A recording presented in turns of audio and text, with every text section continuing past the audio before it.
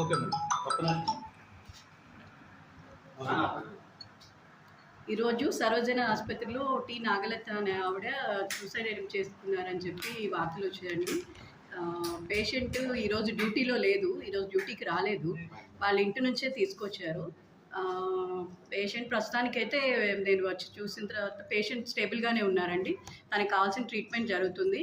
తను ప్రస్తుతానికి ప్రమాదం నుంచి బయటపడింది, కానీ మనము 24 hours కానీ చెప్పలేము. వాళ్ళ ఇంట్లో వాళ్ళు చెప్పడము కథనం ప్రకారం ఫినాల్ తీసుకున్నారని చెప్పారు.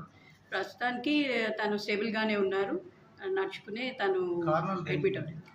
కారణాలు అనేది ఏం లేవండి. తను మొదటి నుంచి కూడా కొద్దిగా అనుచిత ప్రవర్తనతో ఉండేవారు అనేది కాదు, కానీ కోపంగా ఉంటుంది. ఐపీ రిజిస్ట్రేషన్లో ఉండేవారు.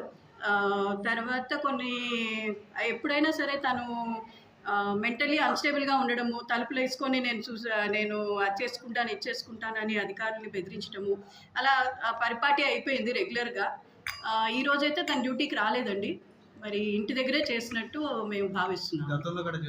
గతంలో ఒకసారి ఇలాగే తలుపులు మూసేసుకొని మన డ్యూటీ రూమ్లో తలుపులు మూసేసుకొని నేను అది చేసుకుంటాను ఇది చేసుకుంటాను కొంచెం అని చెప్పి బెదిరించడం జరిగింది. మేము అప్పుడు కూడా తనని నివారించాము. మరి ఇది జరుగుతుందని మేము ఊహించలేదండి. దొంగతనం కేసు పెట్టారని చెప్పేసి అన్నారు. లేదండి, అట్లాంటివి ఏం లేవు. దొంగతనాలు అవటానికి ఇక్కడ అసలు ఏమి ఉండవు.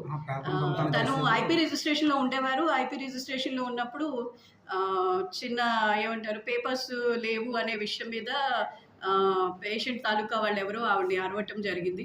దాని తర్వాత ఆవిడ మాకు అది వాళ్ళ తరఫున ఎవరో వచ్చి కంప్లైంట్ చేయడం జరిగింది. ఆ విషయం నిమిత్తము తన్ని ఆ డ్యూటీ నుంచి కొంచెం అంటే రొటేషన్లో డ్యూటీస్ వేస్తాం కదా, అలాగా తను గ్రేడ్ 1 నర్సింగ్, ఆవిడ జీడీఏ పోస్ట్ అండి, జనరల్ డ్యూటీ అటెండెంట్ పోస్ట్, ఎఫ్ఎన్ఓగా చేస్తూ ఉంటారు.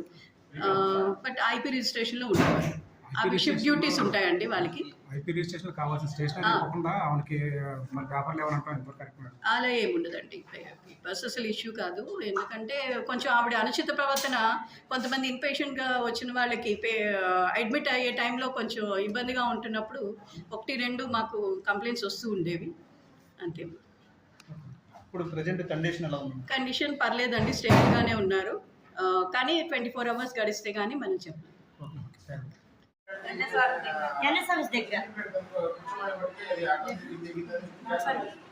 సరే, ఈ రూమ్లో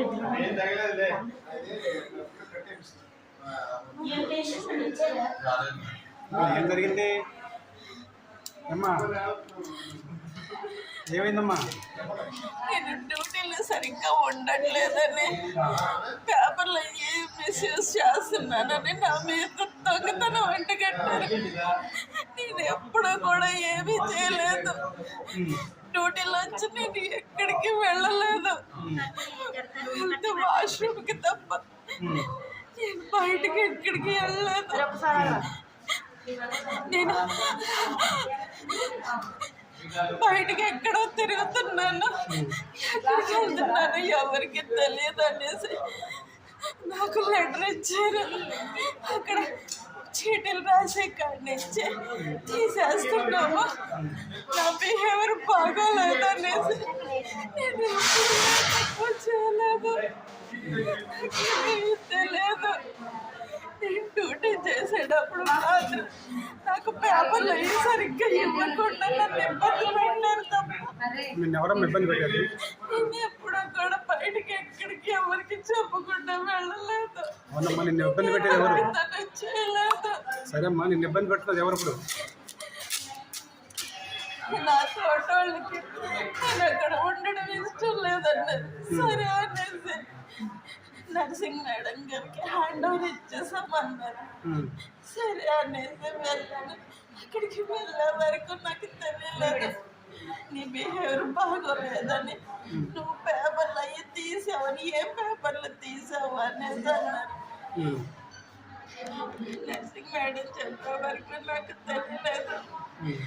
వీళ్ళకి కోపంతో అక్కడికి పంపించేస్తున్నారు అనుకున్నాను, కానీ నేను నచ్చగా నన్ను ఇలా దొంగతనం బిహేవియర్ బాగలేదని చేస్తారని నాకు తెలియలేదు. ఎవరికైనా డ్యూటీ అడ్జస్ట్మెంట్ అంటే చేసేదాన్ని. నాకు మాత్రం ఎవరు వచ్చేవాళ్ళు కాదు. ఏంటంటే నా బిహేవియర్ బాగోలేదన్నారు. ఏమో నాకు తెలియట్లేదు నేను అంత చెడ్డ పనులు ఏం చేశాను అక్కడ. అవును, ఇప్పుడు నేను ఇబ్బంది పెడుతున్నది ఎవరు? డస్ట్బిన్ లాగా